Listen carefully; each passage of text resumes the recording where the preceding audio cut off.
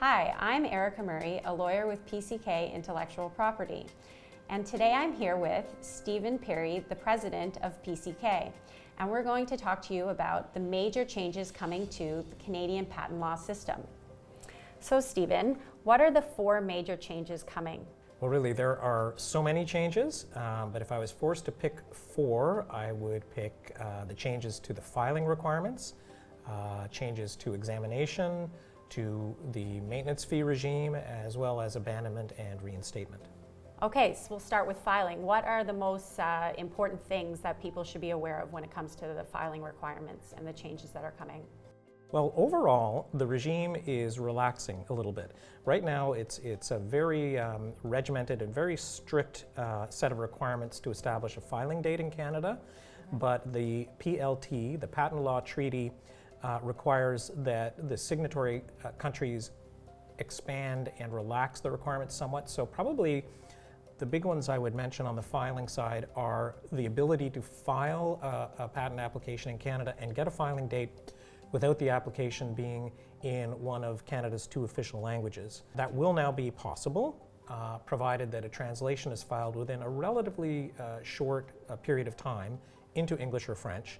The best guess right now is that it will be a 2-month deadline. Some other important things are that it will now be possible to secure a filing date in Canada by reference to another application and just incorporate the specification by referring to it, as well as an ability to supplement by adding missing parts.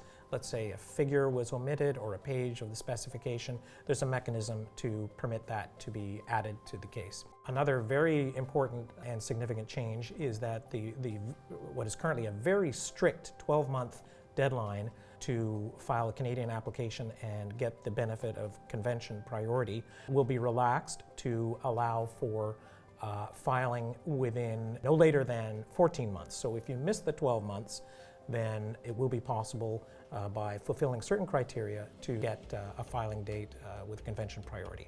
The next one that I would mention is the 42-month late PCT national entry deadline, which right now is, as a matter of right, is going to be eliminated. The 42 months will remain, but in order to rely on a late PCT national filing, the applicant will need to show that the failure to file within the usual 30-month deadline was unintentional. And so how is Canada going to judge this unintentional missing the filing date or not? Great question, Erika. The courts will have to decide at some point what is the meaning of an unintentional, and in fact, I want to touch on in a minute the due care requirement. So there are a bunch of thresholds now that will require some judicial scrutiny before we know exactly what they mean. And how about the changes that we'll see to the maintenance fees? Well, the big change there is that it will now be possible to pay maintenance fees for pending Canadian patent applications. In fact, any fee will now be payable by any person. Canada has been an outlier for many, many years in mandating that maintenance fees be payable by the applicant or the applicant's agent. So I foresee this as being a significant windfall for the maintenance fee organizations, those large third-party organizations, but it might hurt firms in Canada, Canadian patent firms, whose practices are heavily reliant on payment of fees, inbound processing. Fortunately, at PCK, we stress our originating drafting and rely far less than some of our competitors on the inbound filings. So I don't see it impacting us quite as much. Do you foresee, SMEs or smaller entities trying to pay their maintenance fees on their own now, and that posing a risk if they don't perhaps use a firm? Well, certainly they'll be entitled by law to do it. And that's not really where we provide our value add to the patent process. So they're welcome to do it, but as you say, there's always risks because it's a fairly rigid system in terms of the timelines. And in point of fact, there will be a new standard for reinstatement. And in connection with maintenance fees, it will be one that requires due care. So if a maintenance fee is missed beyond certain grace periods, then in order to late pay the fee or to restore a patent that would have expired as a result of non-payment of a maintenance fee, it will be required for the applicant or the patentee to show that the failure to pay was notwithstanding due care in the circumstances. Okay, so I guess that leaves us with an abandonment and reinstatement. Right. So under the new regime, there will be 3 different criteria for reinstatement depending on the type of abandonment. So right now, Canada has a very, very flexible system for reinstatement. Basically, irrespective of the cause of abandonment, in Canada now, an application can be reinstated within 12 months simply by requesting reinstatement, paying a reinstatement fee, and taking the action that was due at the time that led to the abandonment.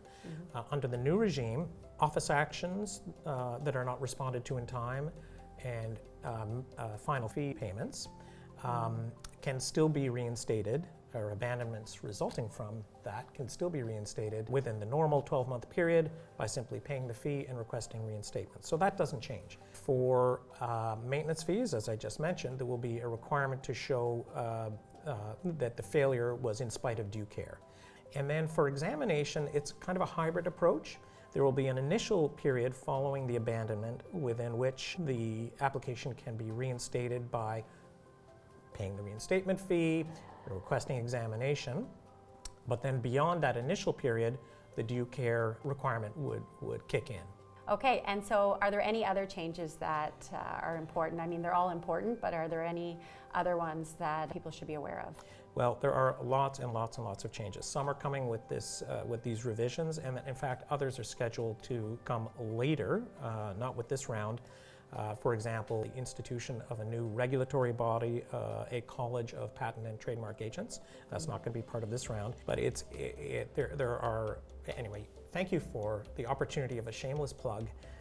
Fortunately, the 4th edition of Canadian Patent Law, co-authored by Andrew Currier and me, is expected to be published right around the time of the changes.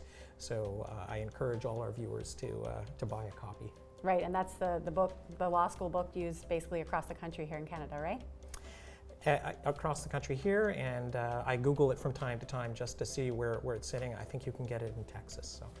So Stephen, do you have any closing remarks? Well, at a time like this, with all of these changes coming, there are great opportunities, but there's also potential pitfalls.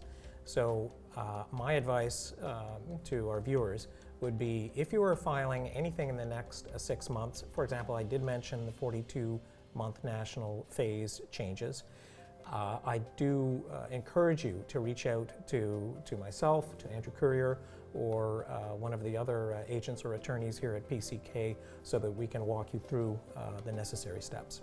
So thank you all for listening. I hope you found this useful. If you have any upcoming Canadian filings over the next 6 months or beyond, please reach out to one of our professionals. We'd love to hear from you.